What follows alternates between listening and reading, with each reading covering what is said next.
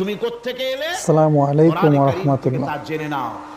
আল্লাহ রাব্বুল আলামিন বলেন, ইন্না খালাকনাকুম মিন তুরাবিন সুম্মা মিন নুতফাতিন সুম্মা মিন আলাকাতিন সুম্মা মিন মুদগা।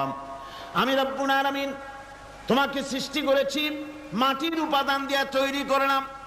মা বাপের, পুরুষের স্পার্মটোজেন আর মহিলাদের ওভাম দুটোতে মিলে মায়ের গর্ভের ভিতরে নাপাক পানি ফোটাকে জমাট রক্তে পরিণত করে দিলাম।